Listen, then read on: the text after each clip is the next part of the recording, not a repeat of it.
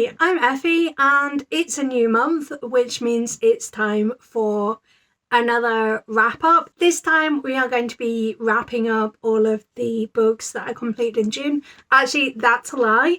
I am splitting my June wrap up because at the moment I am going through all of the finalists for this year's Hugo Awards ahead of the Hugo Awards happening in Glasgow this year. So 20 categories, 6 finalists each.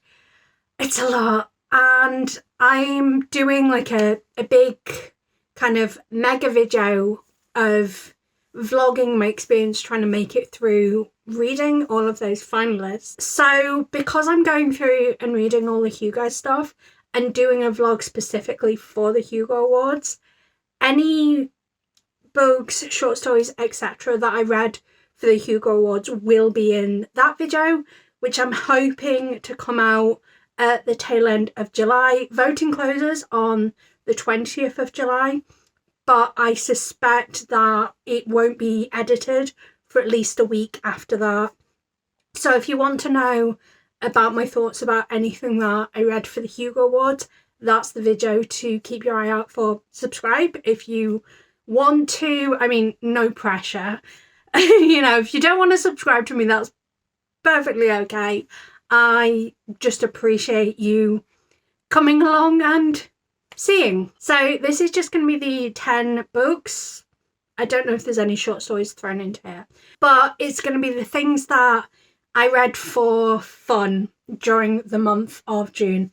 I'll be honest, it would have been even fewer if it weren't for the fact that my ridiculous self was still trying to do a 30 and 30 for graphic novels in the month of June whilst I'm reading stuff for the Hugo Awards. Yeah, I was just setting myself up for failure.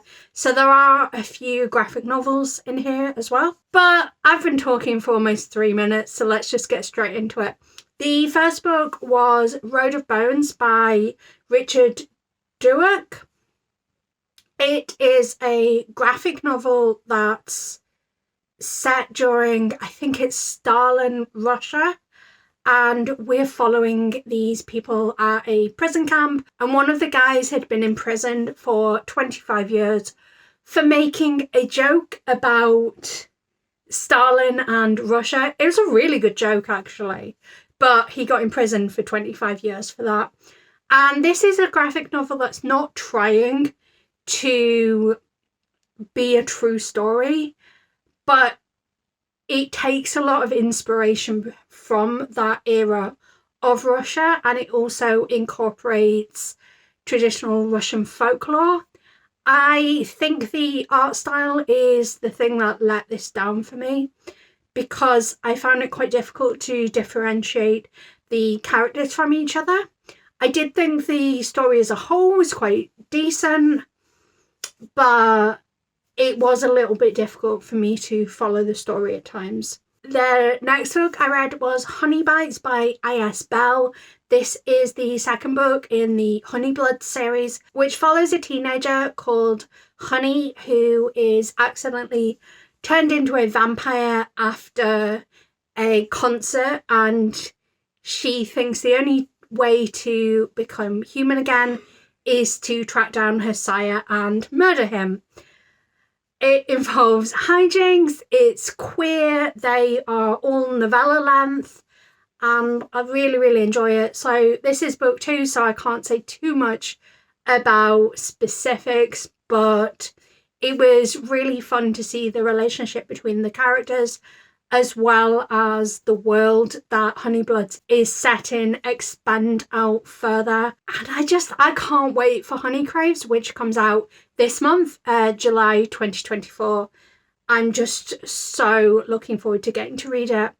In fact, speaking of this author, she recently created a new pen name of Isabelle Taylor, which is for her adult books, and her first novella in the Clawhaven series came out, I think it technically came out last month, but newsletter subscribers got access to it early, and it's called Snowed In with a Succubus, and it's just this really cute but also kind of spicy novella story about a young woman who is fleeing, well, not fleeing, but has run away from her cheating, not very nice to her ex-boyfriend, and she stumbles into the town of Clawhaven when she's looking to get a tattoo covered up, and that's where she meets our titular succubus, who is technically an incubus, but you know, it isn't that serious. And they end up having a lot of chemistry and sparks.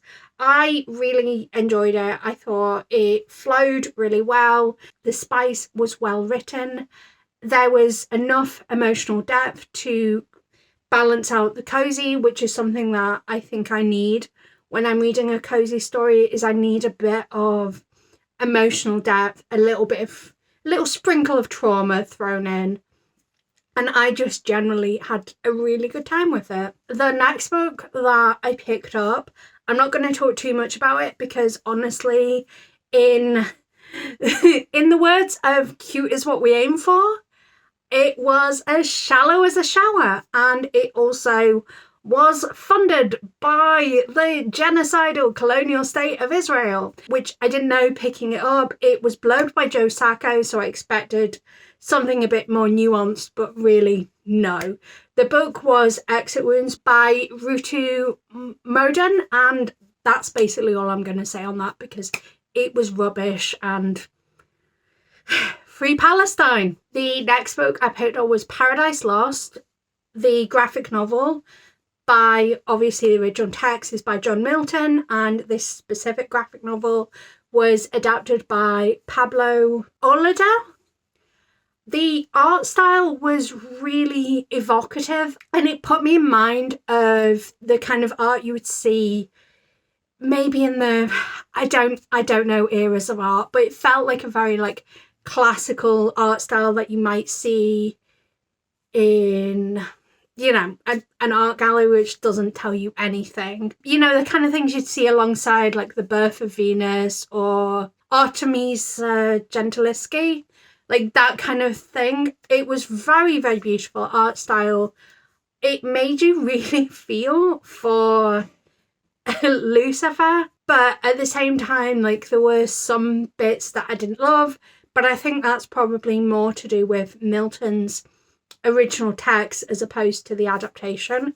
But I think if Paradise Lost is something that you've ever been intrigued by, I do think this is a good way to potentially take in the story. Next up, we've got Vampires, a Handbook of History and Lore of the Undead by Agnes Hollyhock.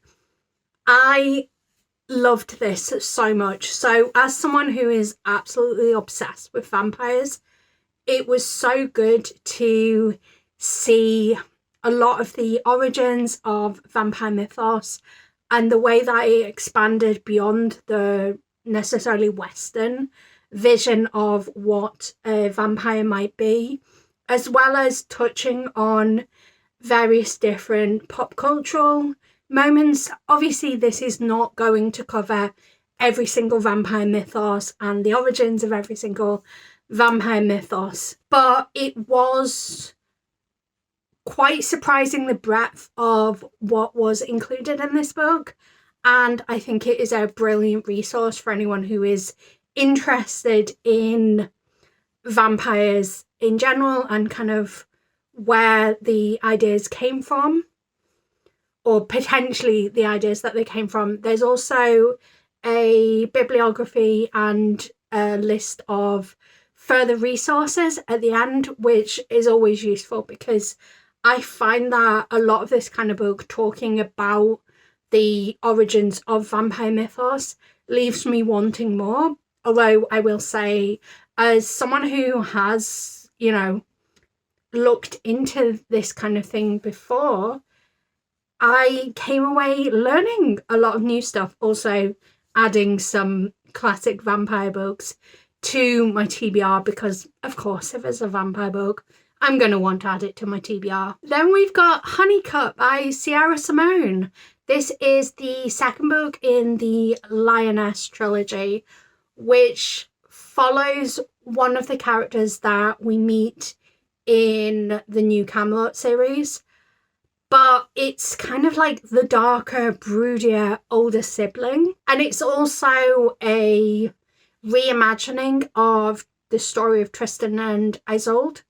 I am not actually familiar with the story of Tristan and Isolde, although the relationships between the characters, not necessarily their interpersonal dynamic, but like how they're actually related, Sierra Simone has kept true or fairly true to the origins. I think she's made them like not related by blood, because then you get into incest. But really enjoying it. One of the reservations I had going into this book was the fact that it felt like the dynamic was being set up to be the same as New Camelot. And as much as I like the New Camelot series, I was like, do I really want to see the same thing all over again? And I think Simone's done a really good job of creating an intriguing story where potentially we are going to get to that dynamic, but we've got a long road ahead of us.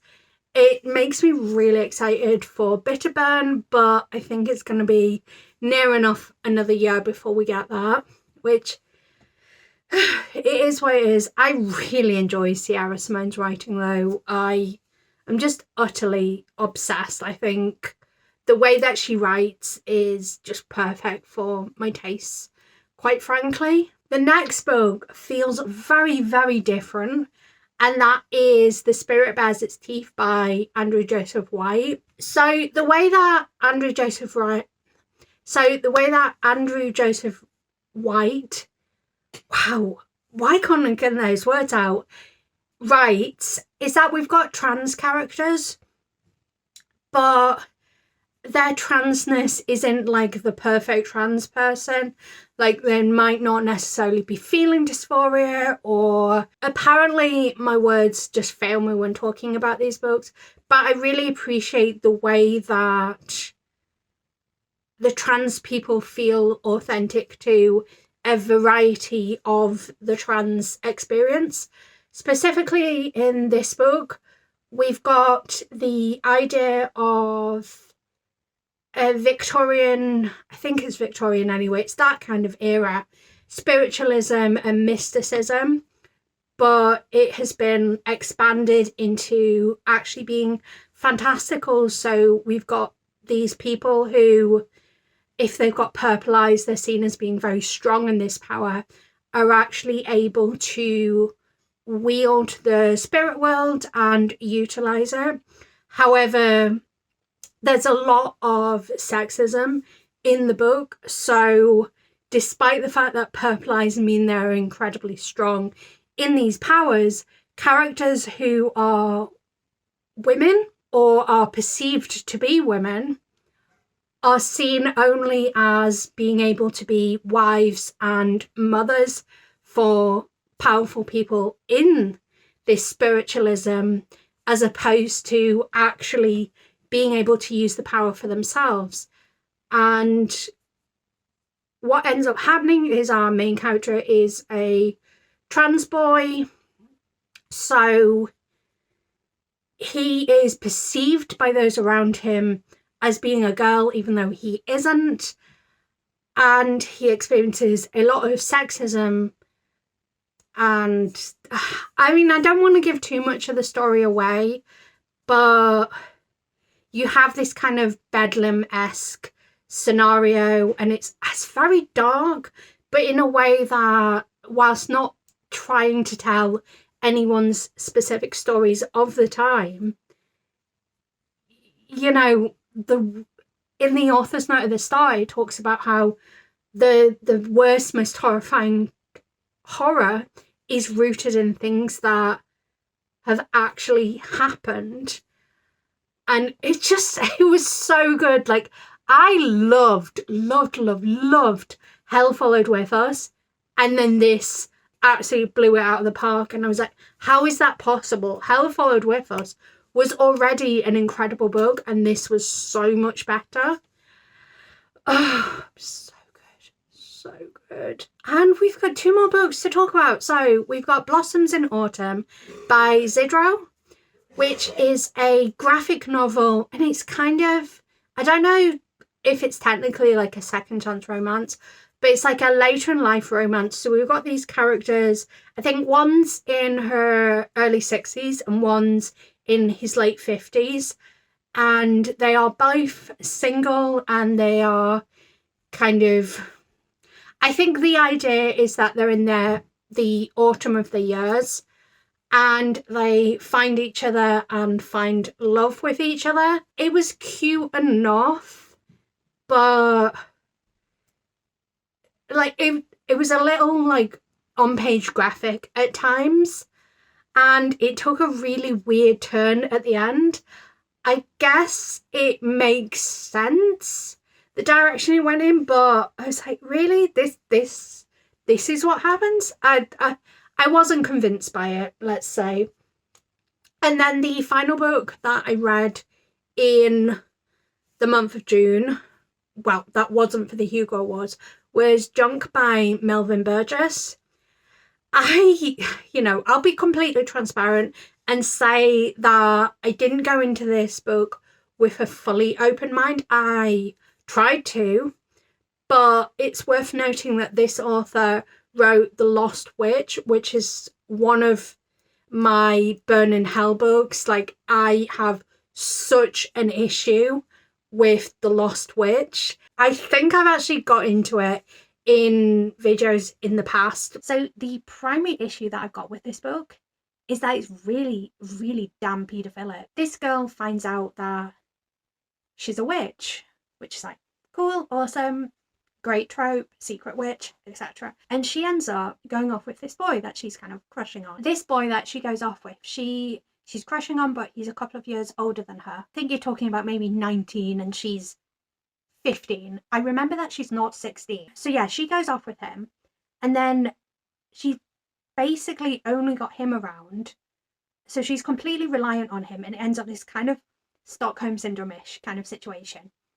And then there's a very clear part of the story where this male character waits until she's turned 16 to have sex with her. Literally, like, he said that he was waiting for her to turn 16.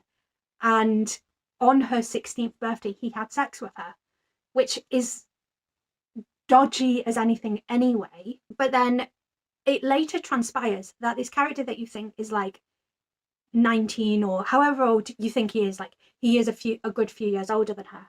It transpires that he's actually this witch that has this shape-shifting power, and he's like a 70-year-old witch. So it's like, it's extra creepy and extra paedophilic. So I was a bit nervous picking up this book, but essentially what this book's discussing is drug addiction in teenagers, and I think it does a decent job at looking at the hard stuff and analysing it, but it is, gosh, probably nearly 30 years old, this book. And I think compared to more contemporary books about teenagers and drug addiction, I think it doesn't really do as much as it could. And that's a shame. I think there was also a sense that the ending didn't match the tone of the rest of the book. Well, maybe tone's the wrong word, but I felt like we were moving towards a certain place, and like it subverted my expectations in that it didn't go to that place, but at the same time it felt like I'd been cheated, and that was a shame. But this is probably my shortest wrap-up that I've done for a while, but I guess that's what happens when I only have to talk about 10 books. If you want to chat about any of these books in the comments, I would be very excited to hear. If you want, drop me the best book that you read in the month of June. But until next time, bye. Oh, I forgot to say love you. Love you. Bye.